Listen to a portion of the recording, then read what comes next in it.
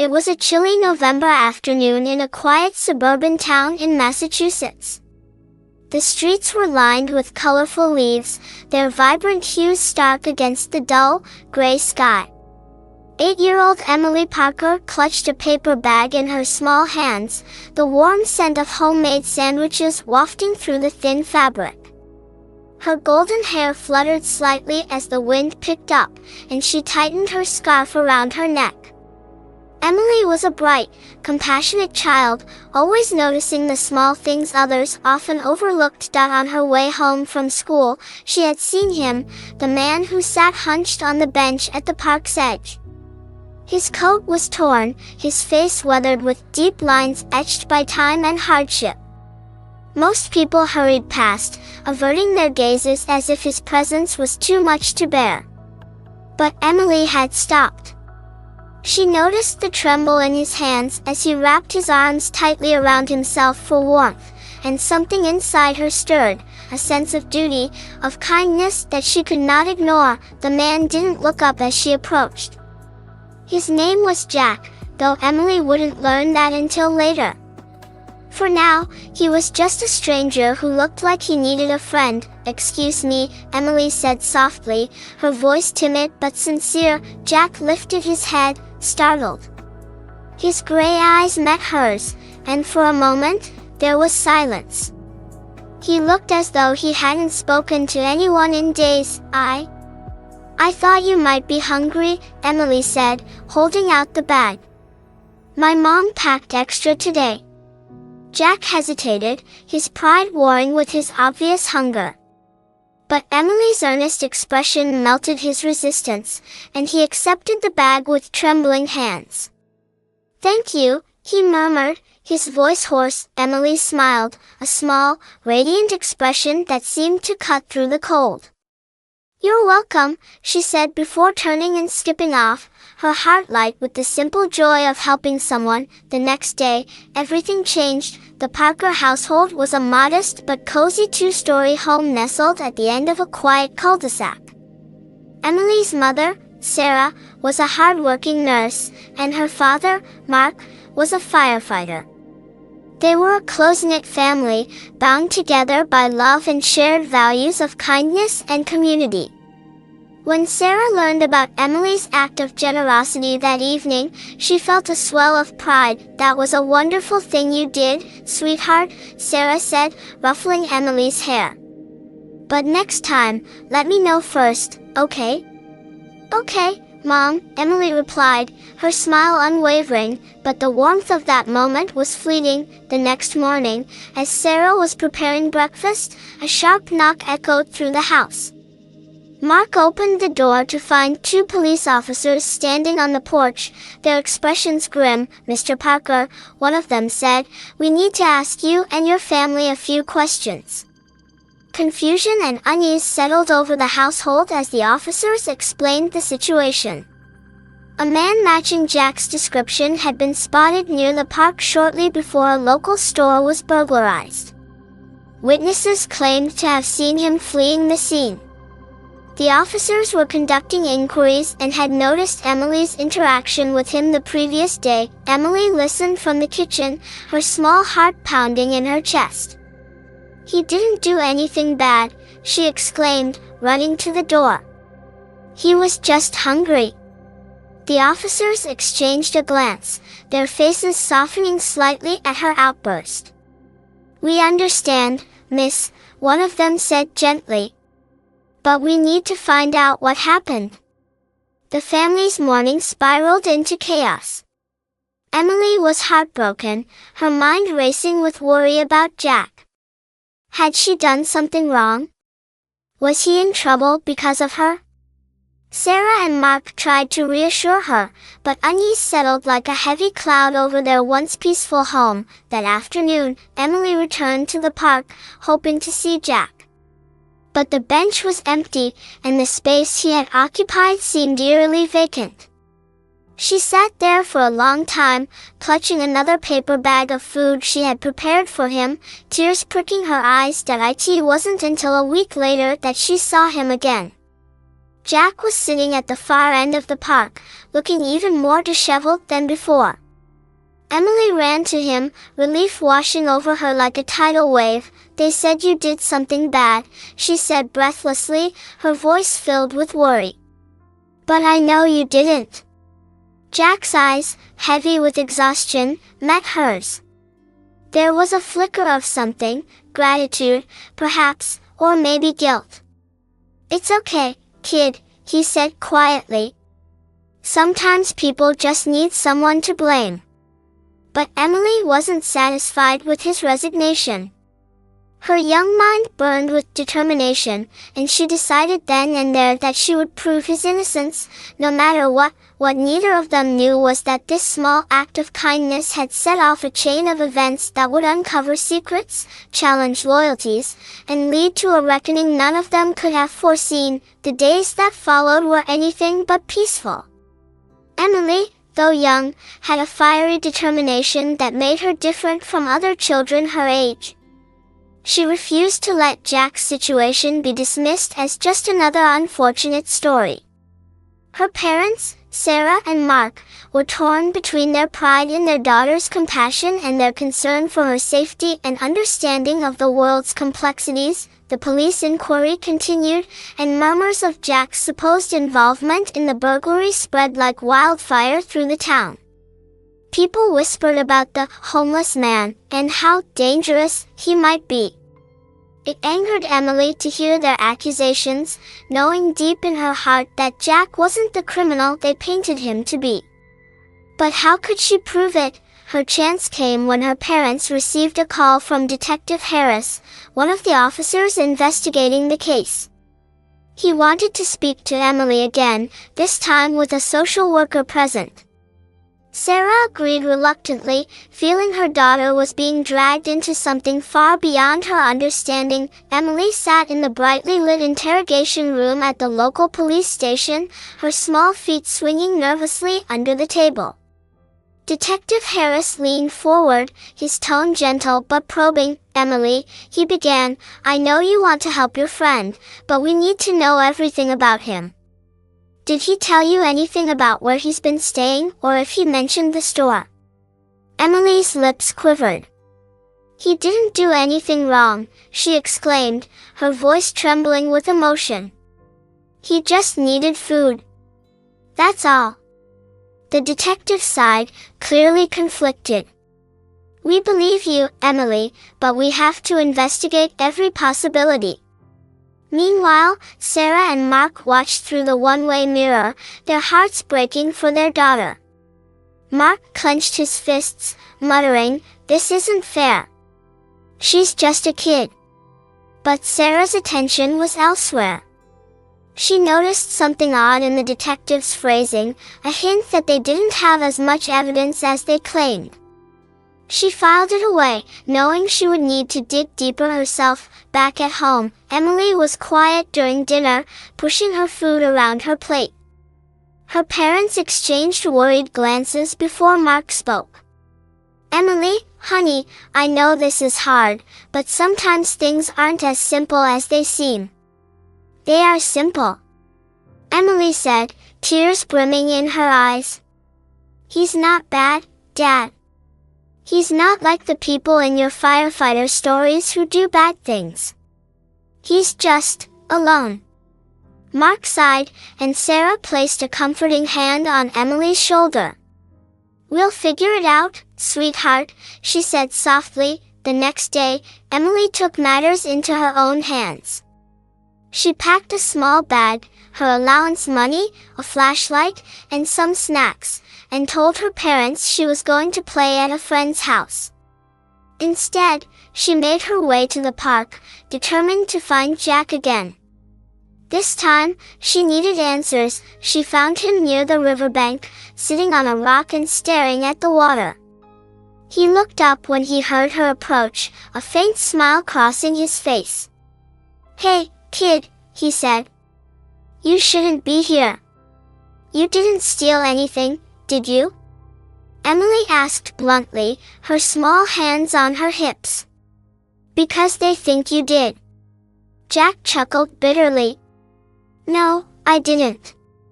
But it doesn't matter what I say. People don't trust guys like me. It matters to me, Emily said firmly. I want to help. Jack hesitated before nodding. All right, kid. If you really want to help, I need you to listen carefully. As Jack recounted his movements on the day of the burglary, Emily realized there was more to his story. He had been near the store, but not for the reasons the police suspected. He had seen someone, running out of the back alley that day. A figure in a dark hoodie, carrying a bag. Jack hadn't thought much of it at the time, too consumed with his own struggles. Emily's eyes widened. That's it, she exclaimed. We can tell the police. But Jack shook his head. They won't listen to me, kid. They'll think I'm making it up to save my skin. Emily frowned, her mind racing. Then I'll find a way to prove it. The days turned into a whirlwind of secretive investigations. Emily recruited her best friend, Lucy, to help her piece together the puzzle. Together, they searched for clues in the alley behind the store. They found a small, discarded wrapper that Emily recognized from the convenience store's inventory, a subtle clue, but it was something. Meanwhile, Sarah began her own investigation. She contacted a friend who worked in the local news station, asking for any footage from nearby security cameras on the day of the robbery. What she uncovered would change everything. A shadowy figure, partially obscured, appeared on the tape. It wasn't Jack, it was someone else entirely. The race was on to clear Jack's name, but darker secrets lay just beneath the surface. What began as an act of kindness would soon spiral into a fight against a web of deception that reached further than Emily could have imagined. The air was tense as Sarah watched the grainy security footage on her laptop for the 10th time. The figure in the video wasn't Jack, it was someone smaller, younger. The hoodie obscured their face, but something about their movements struck her as familiar. She closed the laptop and sighed. If the police weren't actively pursuing this lead, she'd have to push them. Meanwhile, Emily and Lucy continued their clandestine investigation. Lucy's older brother, Tyler, was a tech whiz, and they enlisted his help.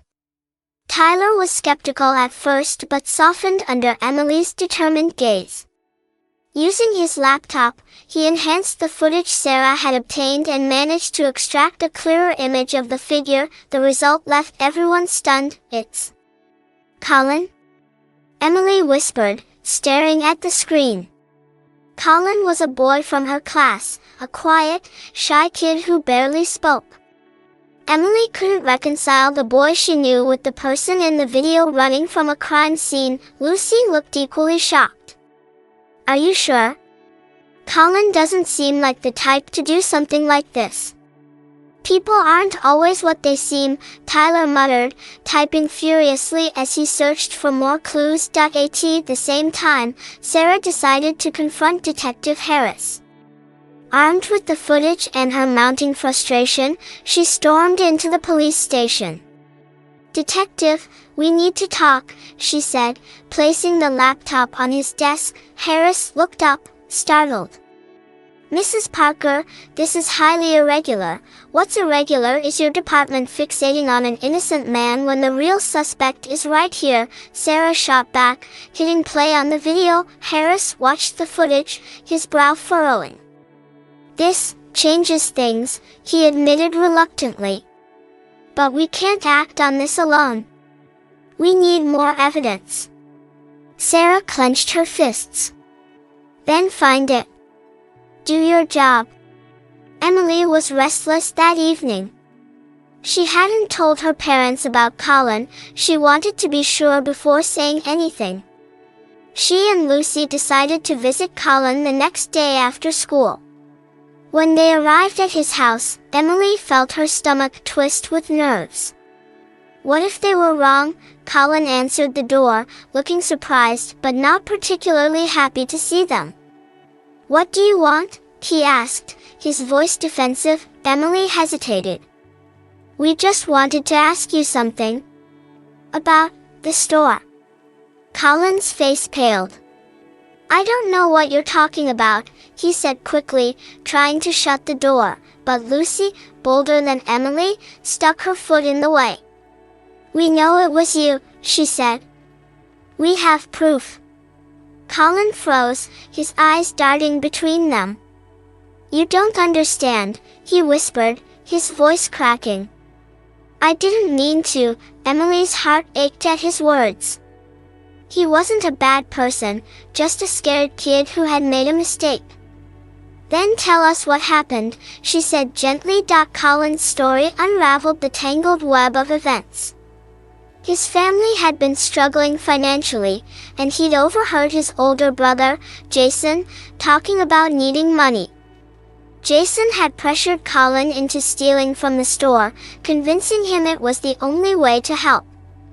But when Colin hesitated, Jason had taken over, leaving Colin to serve as a lookout. "I didn't know he'd blame it on someone else," Colin said, tears streaming down his face. "I swear, I didn't know." Emily and Lucy exchanged a look. The pieces fit, but the story wasn't over yet. If Jason was responsible, they needed to figure out how to bring the truth to light without putting Colin in more trouble. "Can you trust us to help?" Emily asked softly. Colin nodded, though he still looked terrified. "What are you going to do?" The following days were a whirlwind of planning. With Tyler's help, they hacked into Jason's social media accounts, looking for any incriminating evidence. It didn't take long to find a conversation between Jason and one of his friends, bragging about the haul from the robbery. Tyler printed the screenshots as proof. Sarah, meanwhile, pressured Detective Harris to act on the footage and new evidence. She presented the screenshots as the final nail in the coffin. Reluctantly, Harris reopened the investigation, and Jason was brought in for questioning. When the truth finally came out, it was like a weight had been lifted. Jack's name was cleared, and he was no longer seen as a criminal but as a victim of misplaced blame. Colin, though scared, faced a lesser consequence for his involvement, with Sarah advocating for him to receive counseling instead of harsh punishment. Emily's act of kindness had not only saved Jack but had also unraveled a hidden story of desperation and poor choices. But this wasn't the end. Emily felt something brewing, a sense that the peace they had found might not last long. Jack sat on the park bench once again, but this time he wasn't hunched over in defeat. His posture was straighter, his face softer, as he looked at Emily and Sarah with a mixture of gratitude and amazement. After weeks of uncertainty, his name had finally been cleared. Emily had made good on her promise, and Sarah's fierce determination had brought the truth to light. "Thank you," Jack said, his voice heavy with emotion. "I don't know how to repay you." "You don't have to," Emily replied, her eyes shining. "You're my friend." Sarah smiled warmly at Jack. "You're not alone anymore," she said. "If you need help getting back on your feet, we'll be here." Jack's lips trembled, but he nodded, the weight of the past weeks beginning to lift. For the first time in years, he allowed himself to hope. Colin's situation was trickier. After Jason's arrest, Colin faced his own consequences. While his involvement in the robbery was minor, he couldn't escape the reality that he had participated. However, thanks to Sarah's advocacy and the compassion shown by the local authorities, Colin was placed in a juvenile diversion program rather than being sent to a detention center. Emily visited him often, her presence a beacon of light in his otherwise uncertain world. "I know you didn't mean for things to go so wrong," she told him one afternoon. "But now you have a chance to make things right." Colin nodded, his eyes downcast but hopeful. "Thanks, Emily. For not giving up on me." Jack's journey toward rebuilding his life began slowly. Sarah helped him connect with local shelters and job programs, while Mark used his connections at the firehouse to find him odd jobs. Little by little, Jack began to piece his life back together. One day, Emily surprised him with a notebook. "You told me you used to write stories," she said. "I thought maybe you'd want to start again." Jack stared at the notebook, his eyes misty. "You remembered that?" Emily nodded. "I think your stories could make people happy." Jack's lips curved into a smile, the first genuine one he'd had in years. "Maybe I'll try," he said. And he did that. As weeks turned into months, the small town began to heal. The scandal surrounding the robbery faded, replaced by admiration for the Parkers' perseverance and Emily's unwavering belief in justice. The story became a local legend, a tale of kindness triumphing over prejudice and truth uncovering deception. Jack became a fixture in the community, volunteering at shelters and sharing his stories at the local library. His gratitude for Emily and her family was immeasurable, and he often said that they had saved not just his reputation but his spirit. Colin, too, began to change. The diversion program gave him tools to deal with the pressures he'd faced, and he started opening up about his family's struggles. With the town's support, Colin's mother found a stable job, and their lives slowly improved. Colin promised Emily he would never let anyone pressure him into making the wrong choice again. Emily learned more than she could have imagined from the experience. She realized the power of standing up for what she believed in, even when the odds seemed stacked against her. She also saw the importance of understanding others' struggles, knowing that everyone carries burdens unseen. One evening, as she sat on the porch with her parents, watching the sunset, she asked, "Do you think everything happens for a reason?" Mark chuckled. "That's a big question, kiddo." Sarah smiled. "Maybe not everything, but sometimes, the hardest things lead to the best outcomes."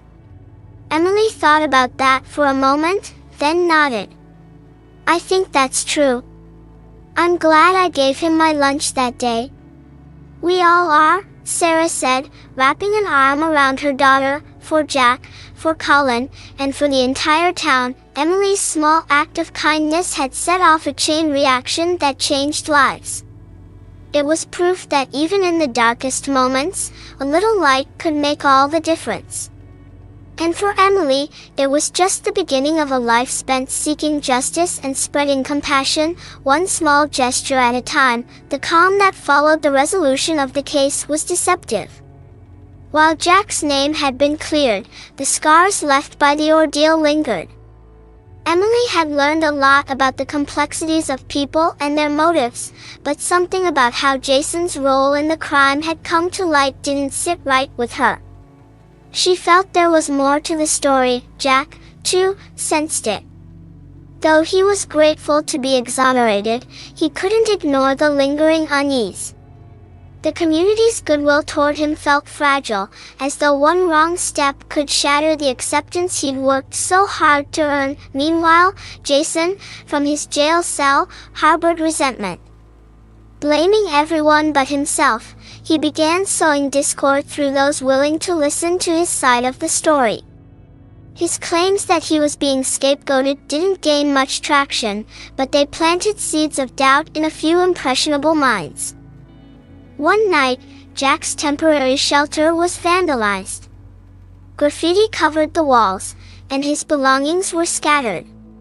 Scrawled in red paint was the word thief, a cruel reminder of the stigma he thought he had escaped. When Emily saw the damage, her blood boiled. "They can't keep doing this," she exclaimed, fists clenched. "You didn't do anything wrong." Jack placed a calming hand on her shoulder. "It's not the first time, Emily. And it won't be the last. People hold on to their biases." But Emily refused to accept that. She turned to her parents, determined to do more. We have to stop this.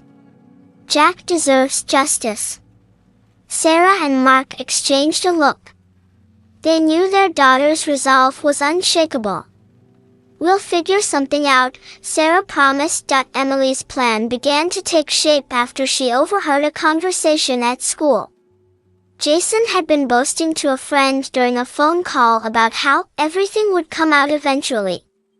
It wasn't much, but it was enough to raise Emily's suspicions. Enlisting Lucy and Tyler's help again, Emily began digging into Jason's connections. They discovered that Jason hadn't acted alone during the robbery. His friend, whom Emily recognized from the phone conversation, had been deeply involved, and was still free, carrying out petty crimes unnoticed. Emily brought this information to her parents, who took it straight to Detective Harris. Harris, reluctant at first, reopened the case to investigate further. The investigation revealed a deeper conspiracy than anyone had expected. Jason and his accomplice hadn't just robbed the store. They had been part of a small network of petty criminals who used scapegoats like Jack to cover their tracks. The accomplice, realizing the heat was closing in, fled, but not before leaving a trail that led right back to Jason. When confronted with the new evidence, Jason broke. His smug arrogance dissolved into rage, and he confessed not only to the robbery but also to orchestrating the smear campaign against Jack to divert suspicion. The revelations sent shockwaves through the town. Jack's name was not only cleared but vindicated on a much larger scale. The public backlash against Jason and his accomplice was swift, and Jack finally began to feel the community's genuine support. Emily, however, wasn't satisfied with just clearing Jack's name. She wanted to ensure this never happened again. She organized a town meeting, where she spoke passionately about kindness, fairness, and understanding. Her words resonated, especially when Jack stood beside her, sharing his story. In the end, Jason was sentenced to additional time for his crimes, and his network was dismantled. Jack, with the community's backing, was able to secure permanent housing and a steady job. His newfound stability gave him the confidence to write again, and his stories began to inspire others in the town. Emily's determination and courage left an indelible mark on everyone around her. She had not only fought for Jack's justice but had also exposed a deeper injustice within the town. It was a hard-won victory, but one that left everyone wiser and more compassionate. For Jason and his accomplice, however, the consequences were harsher. As the truth of their actions came to light, they faced the community's condemnation, and the knowledge that their downfall was brought about by the very person they had tried to destroy. In the end, vengeance was served not with violence, but with unshakable truth and the unrelenting pursuit of justice. The courtroom was silent as the judge delivered his verdict. Jason's accomplice had finally been captured, and the evidence against them was overwhelming. The sentences handed down to both Jason and his partner in crime ensured they would spend many years behind bars, unable to harm anyone else. For Jack, the relief was immense. His name was not only cleared, but his story had become a symbol of resilience in the face of prejudice. The courtroom erupted into applause as Jack stood, his head held high, finally free from the shadow of doubt and suspicion. Emily watched with pride, her hand gripping Sarah's tightly. They had done it. Justice had prevailed. In the days that followed, life in the small town began to change. The people who had once whispered behind Jack's back now greeted him warmly on the streets. The local paper published an editorial apologizing for their hasty judgment and highlighting Jack's journey as a reminder of the importance of empathy and fairness. Jack's life took on a new purpose. With the help of Sarah and Mark, he started a program aimed at supporting people experiencing homelessness. The initiative provided resources, temporary housing, and opportunities for employment. Jack became a mentor, sharing his story and encouraging others to rise above their circumstances. Emily was his most enthusiastic supporter. She helped him organize fundraisers and spoke at events, her youthful passion inspiring everyone around her. "You're changing lives," she told Jack one day. "Just like you changed mine." Colin, too, found redemption in the aftermath of the ordeal. With the support of the juvenile program and his family, he began volunteering at Jack's initiative. The experience humbled him and gave him a sense of purpose. He and Emily became unlikely allies, working together to help those in need. One day, as they painted a mural on the wall of the shelter, Colin turned to Emily. "Do you think people can really change?" he asked. Emily smiled, her brush gliding over the wall. "I think everyone has a chance to. If they want to." Colin nodded, her words sinking in. He had a long way to go, but he was determined to make things right. For Emily, the events left a lasting impact. She had learned the power of compassion, the importance of standing up for the truth, and the resilience needed to face adversity. As she grew older, these lessons stayed with her, shaping her into a young woman determined to make a difference in the world. One evening, as she sat on the porch with Jack and her family, watching the sunset, she asked, "Do you think all of this happened for a reason?" Jack chuckled, the sound warm and light. "Maybe. Or maybe it happened because you refused to give up on me." Mark nodded. Sometimes, the world changes because someone has the courage to take the first step. Emily looked at Jack, her eyes shining with gratitude and determination. "I'm glad I did." In the years that followed, Emily's act of kindness became a cornerstone of her community's story. Jack's program grew, expanding to neighboring towns and earning recognition for its impact. Emily's determination to fight for justice and compassion inspired others to follow her example. Though the scars of the past never fully faded, they served as reminders of the power of truth and the strength found in standing together. And in the quiet moments, when Emily reflected on the journey, she felt a deep sense of peace, knowing that her small gesture had sparked a chain reaction that changed countless lives, including her own. Years passed, and the events that had once shaken the small town faded into history. Yet, their impact on Emily, Jack, and everyone involved remained indelible, shaping their futures in ways none of them could have imagined. Emily grew into a compassionate and determined young woman. Inspired by her experiences, she pursued a career in social work, dedicating her life to advocating for the underprivileged.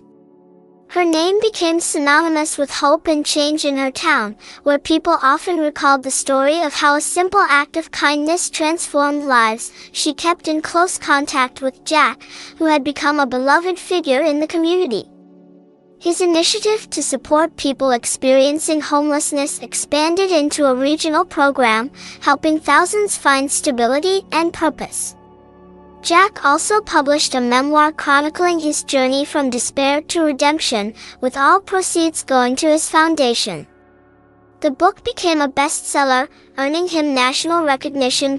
One summer evening, years after everything had unfolded, the community gathered to celebrate the grand opening of a new shelter named Hope Haven. It was Jack's most ambitious project yet, and the building stood as a testament to resilience and the power of second chances. Emily stood on the stage alongside Jack, her heart swelling with pride. As Jack addressed the crowd, his voice steady and warm, he said, "This shelter isn't just for those who need a roof over their heads. It's a symbol of what we can achieve when we see the humanity in one another." The applause was thunderous, but Jack wasn't finished. He gestured toward Emily. "And none of this would have been possible without the unwavering belief of a young girl who gave me her lunch when no one else would even look me in the eye. Emily, you taught me that kindness can change the world." Tears welled in Emily's eyes as the crowd erupted into cheers, but her focus remained on Jack. He was no longer the broken man she had met on that park bench. He was strong, confident, and an inspiration to all. Colin, now an adult, also attended the event. He had turned his life around, earning a degree in criminal justice and working as a youth counselor. Colin credited Emily and Jack for helping him find his path, and he had dedicated his career to ensuring other kids didn't fall into the traps he had narrowly escaped. When Emily spotted him in the crowd, they shared a smile.